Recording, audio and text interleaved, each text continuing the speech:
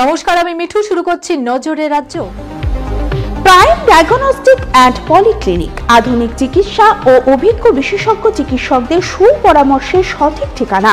Orthopaedic, general ও laparoscopic surgery, স্ত্রী ও প্রসূতি রোগ, ইউরোলজি, কার্ডিওলজি, নবজাতক ও শিশু রোগ, জেনারেল মেডিসিন, সমস্ত রোগের বিশেষজ্ঞ চিকিৎসক এখানে বসছেন। মল, মূত্র, রক্তের সব রকম পরীক্ষা, এছাড়াও CT scan, digital X-ray, USG, echocardiography, Doppler studies, uroflowmetry, সব রকম ছবি তোলা হয়। বিশদে জানতে ফোন করুন 9883929780 এই নম্বরে। ঠিকানা prime diagnostic and polyclinic, 95 Pilkhana road, Ranibagan, Baharampur, Murshidabad.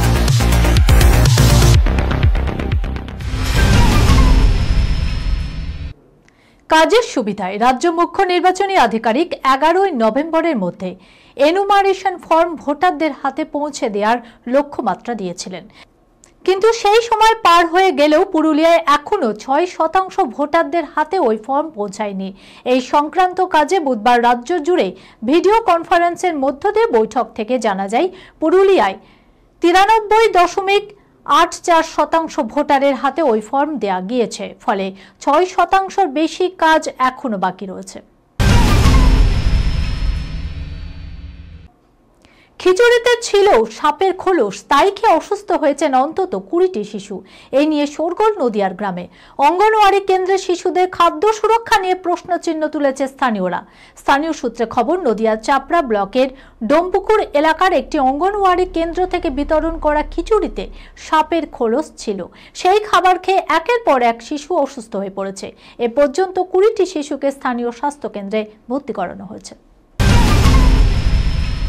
Voter তালিকায় বিশেষ নিবিড় সংশোধন, সংক্ষেপে এসআইআর, এর সৌজন্যে গত কয়েকদিন ধরে নানা অদ্ভুতপূর্ব ঘটনা প্রত্যক্ষ করেছে বাংলা। কোথাও নথির টানে 3 দশক পরে স্ত্রীর কাছে ফিরেছেন বৃদ্ধ, কোথাও নথি জোগাড়ের চিন্তায় আত্মহত্যাও করে ফেলেছে অনেকে। অভিযোগ উঠেছে একাধিক। এসআইআর এর জন্য তেমনই এক অভিনব ঘটনা ঘটল নদিয়ায়। অপ্রয়োজনীয় হয়ে যাদের ঠাঁই হয়েছিল বৃদ্ধাশ্রমে, সেই প্রবীণদের কাছে হঠাৎ সন্তানদের ভিড় শুরু হয়েছে। ভালোবাসার টানে নয়, এসআইআর এর জন্য নথির স্বার্থে। নদিয়া, বর্ধমান, এমনকি হালে কলকাতা থেকেও বৃদ্ধারা এসে নদিয়ার রানাঘাটের পুরাতন চাপড়া এলাকায় রয়েছে জগদীশ মেমোরিয়াল বৃদ্ধাশ্রমে। এখন বৃদ্ধাশ্রমের সদস্য সংখ্যা কম বেশি 44। ছুটির দিনে কারো কারো ছেলে মেয়ে, নাতি নাতনি দেখা করতে আসেন। কিন্তু গত কয়েকদিনে হঠাৎ করেই সৌজন্য সাক্ষাৎ বেড়ে গিয়েছে ওই বৃদ্ধাশ্রমে।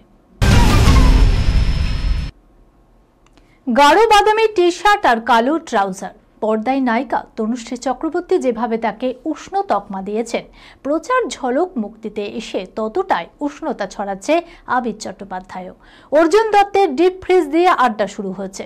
সম্পর্কের শীতলতা, পরকীয়া হয়ে বিচ্ছিন্ন দাম্পত্য কিছুই বাদ দিল না আবির চট্টোপাধ্যায়।